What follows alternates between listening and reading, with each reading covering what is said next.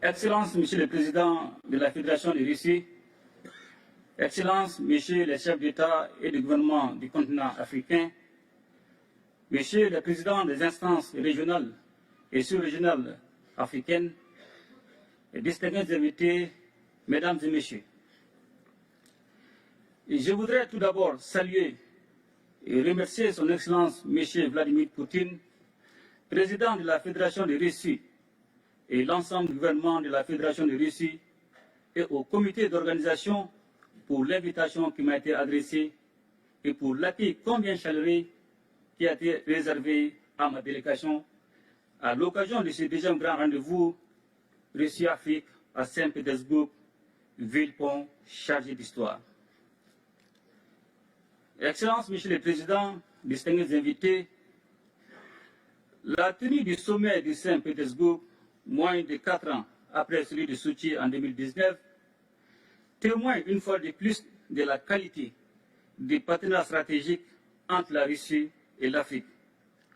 Un partenariat fondé sur une amitié de longue date, la sincérité, le respect mutuel, toutes choses qui impriment un caractère spécial à nos relations. Le Mali n'a certes pas de continuité géographique, encore moins de langue en commun avec la Russie. Cependant, nos deux pays entretiennent de solides relations d'amitié et de coopération depuis 1960, date de l'accession de notre pays à l'indépendance.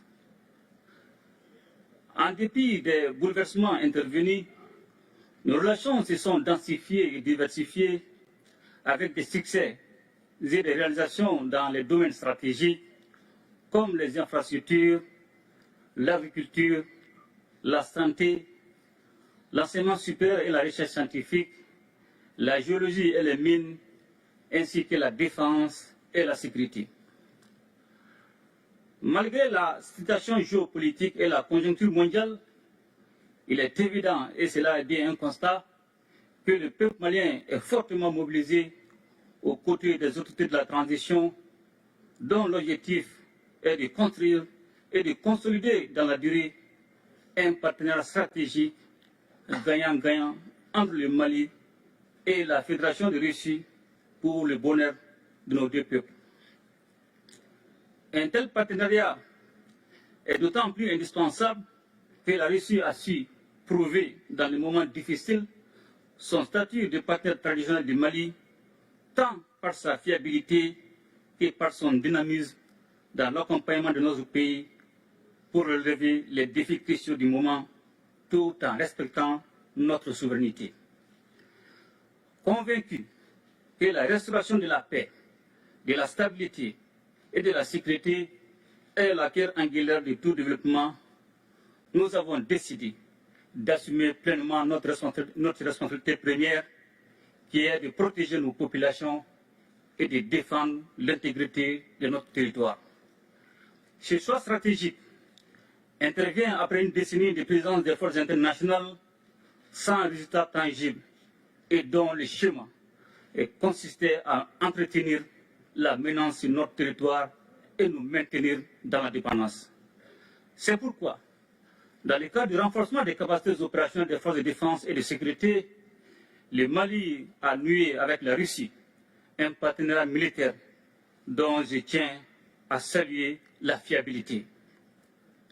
Ainsi, avec l'appui de la Russie, le Mali retrouve progressivement sa pleine souveraineté sur l'ensemble de son territoire et nos forces de défense et de sécurité opèrent en toute autonomie et en toute liberté d'action.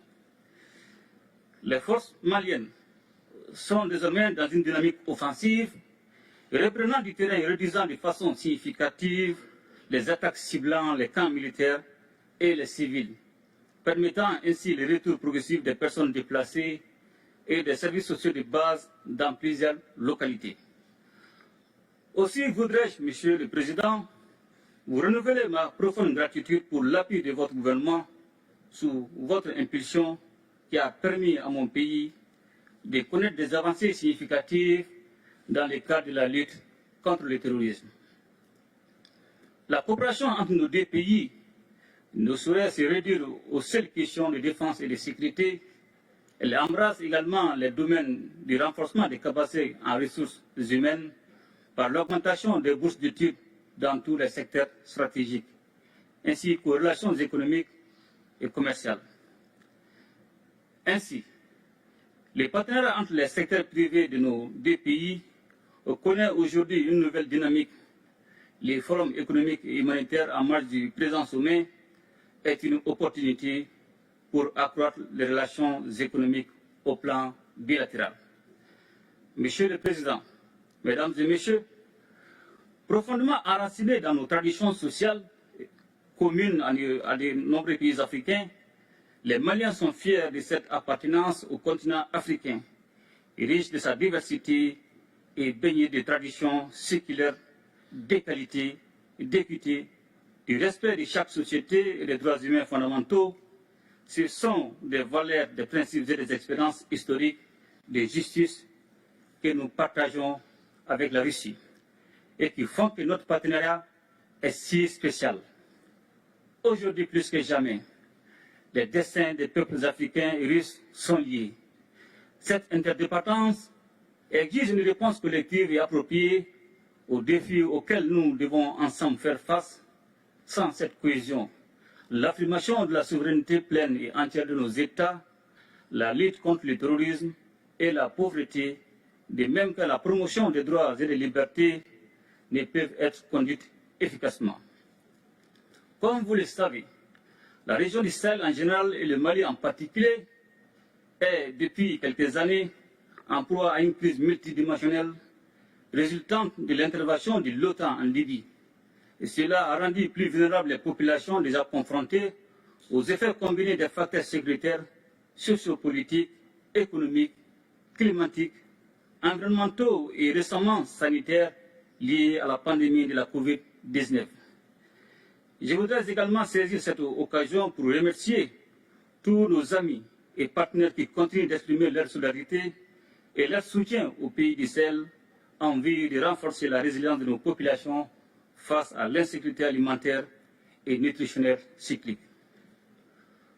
Aussi voudrais-je, Monsieur le Président, encourager la reprise des discussions relatives à la conclusion d'un accord international juste et équitable permettant l'exportation des céréales à destination du continent africain. S'agissant du différend qui oppose la Russie à l'Ukraine, le Mali invite les médiations internationales à plus d'ouverture et de pragmatisme en vue de poursuivre et renforcer les efforts pour un règlement pacifique de la crise. Monsieur le Président, Mesdames et Messieurs, membres des Nations Unies, le Mali reste attaché à la coopération internationale, au multilatéralisme et à un ordre international fondé sur des règles justes et équitables. Il est donc primordial que tous les membres des Nations Unies respectent les valeurs et principes fondamentaux du droit international et agissent de manière à protéger et faire respecter la Charte des Nations Unies. C'est la raison pour laquelle le Mali soutient l'initiative de la Russie, appelant à un nouveau consensus pour défendre les buts et principes de la Charte. La multiplication des crises et des conflits en dépit de l'implication de la communauté internationale plaide en faveur d'une nouvelle architecture de la sécurité internationale qui passera forcément par une réforme du Conseil de sécurité de l'ONU. Notre organisation commune doit s'adapter au monde multipolaire afin de conserver toute sa crédibilité. L'instrumentalisation et la politisation de la question des droits de l'homme doivent cesser, de même que le système deux poids, deux mesures. La question de l'élargissement du Conseil de sécurité est aujourd'hui un point majeur à l'ordre du jour de la réforme du système des Nations Unies. Elle est nécessaire et justifiée avec la proposition de l'Union africaine qui réclame seulement 2 sièges permanents pour l'Afrique. Le sommet de Saint-Pétersbourg nous donne l'opportunité de tracer ensemble les contours d'un espace commun de prospérité, de stabilité et de sécurité.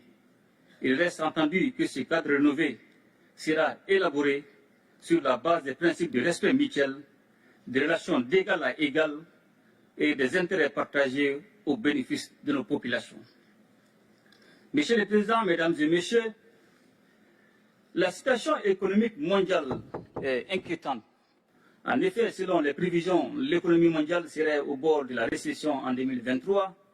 Cependant, nous avons des motifs d'espérance et demeurons particulièrement attentifs à une autre alternative qui se caractérise par l'émergence des BRICS. Les pays des BRICS se hissent au premier rang de l'économie mondiale et constituent des réponses fiables pour les continents sans contrepartie hypothéquant le développement de notre continent et l'épanouissement de nos populations. Ainsi, les BRICS constituent un réel espoir de soustraire nos pays d'un ordre international fondé sur la domination et la marginalisation. C'est pourquoi le Mali soutient des initiatives telles que créer une banque de développement pour le financement des infrastructures ou encore offrir de nouveaux mécanismes et moyens de paiement internationaux. Excellences, Monsieur le Président, Mesdames et Messieurs, dans un monde marqué par de nombreux défis complexes, la tenue de ce sommet a été accueillie avec enthousiasme en Afrique.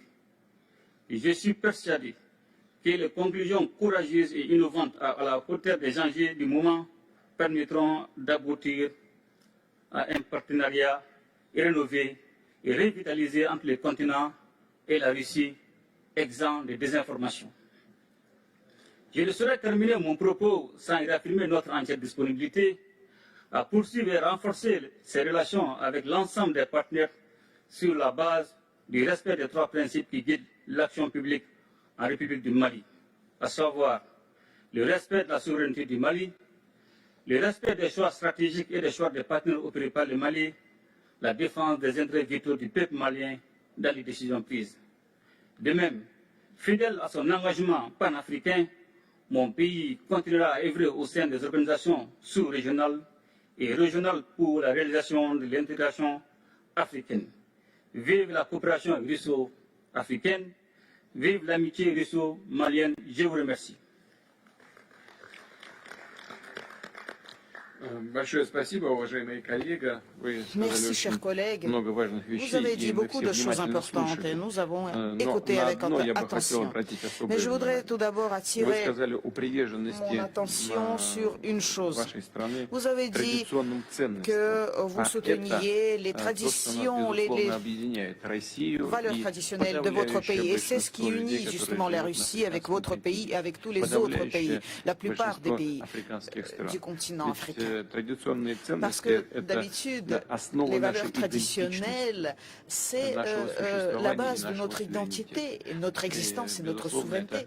Et c'est ce qui est à la base de nos États. Donc je partage vos approches. Je passe la parole au président de la République du Mozambique, Filipe Jacinto Nyusi.